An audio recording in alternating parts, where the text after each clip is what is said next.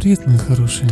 Как вы уже поняли, меня снова занесло в Камельярви. В этот раз в двухдневный поход с ночевкой. В этот раз потеплело, нас стало больше, а рюкзаки объемнее и тяжелее. Ощущение, что идешь по тирамису, большому и пушистому, только за место вкусняшки грязный снег. В лесу, как всегда, прекрасно, но даже сюда добираются легковые автомобили, даже низкие седаны.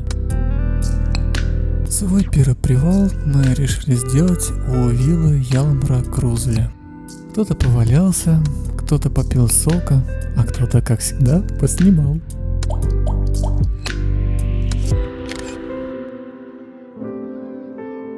В этом походе мы опробовали новшество. Санки-волокуши позволяют разгрузить рюкзаки, но и минусов тоже хватает. На ровной снежной дороге идут хорошо, но стоит попасть в колею, могут перевернуться или приходится тянуть вдвоем.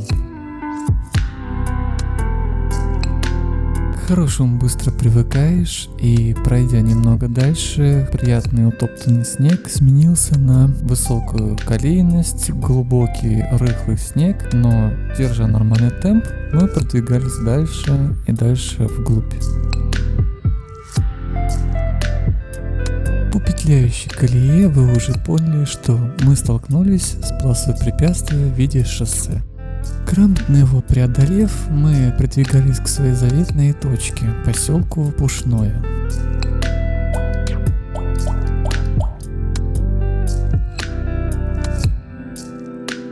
В Пушном нас ожидала небольшая дозаправка провиантом и относительно небольшой пикничок. Ну так, на зубок. Ради этого вы и шли сюда. Чтобы закупиться пятерочки и идти уже домой.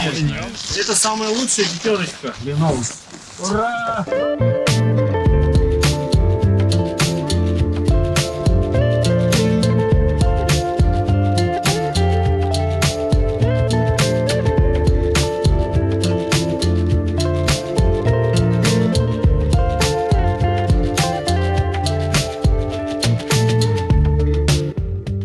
До СНТ Нахимовская, всего-то 5 километров, для нас это ерунда. И вот такие вот яркие и красивые остановки разбавляли нашу монотонность дороги.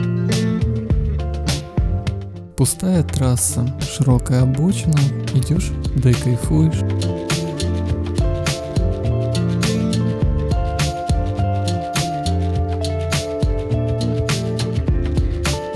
В самом СМТ домики — это просто отдельная сказка. Они все небольшие, крепкие, но также встречаются и уже ушедшие в землю, практически землянки.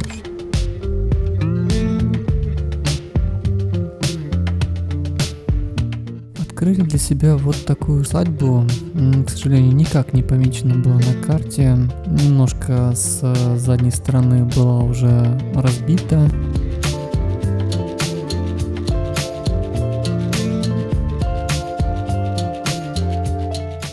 Найдя местечко, наконец-то можно было расчистить его, натаскать валежник, приготовить обед за приятными беседами в наступающем сумраке, просто покайфовать.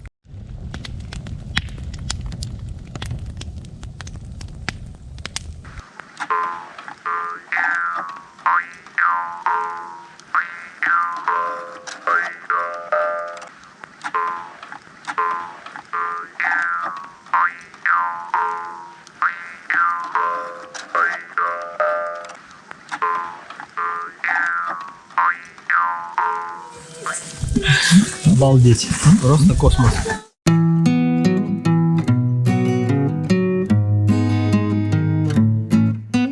Утро было просто прекрасным. Потрясающий концерт на органе, но и также инсталляция замерзшей посуды. Это было нечто. А выдвигаться нужно было дальше, и мы пошли уже другой дорогой в сторону известного поселка Победа. Дорога предстояла не такая длинная, всего 3 километра, но через виадуки и открытое пространство. Тот еще экстрим. С утра была приятная морозная погода, а вот как вышли на трассу, начался непонятный артхаус из снежной крошки. Ничего страшного, конечно, но добавляло колорита. Виды с другого берега на озеро Победное, красота нереальная.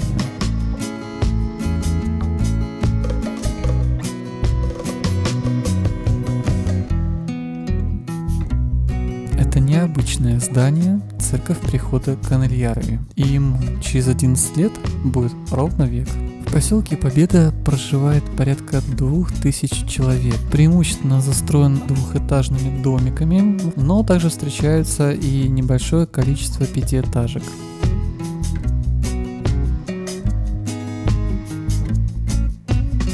Мы направились к железнодорожной станции Канельярви, чтобы уже сесть на свою любимую электричку.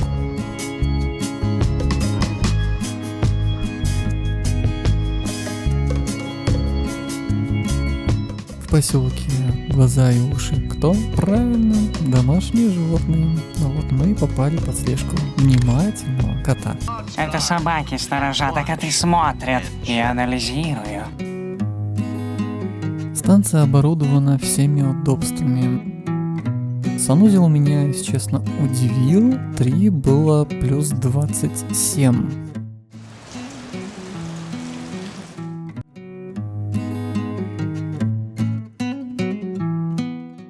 Прыгнув в уже забитую ласточку, мы все-таки нашли места для отлежки. Ну и таким образом, приехав в Питер, мы завершили наше 2-дневное путешествие.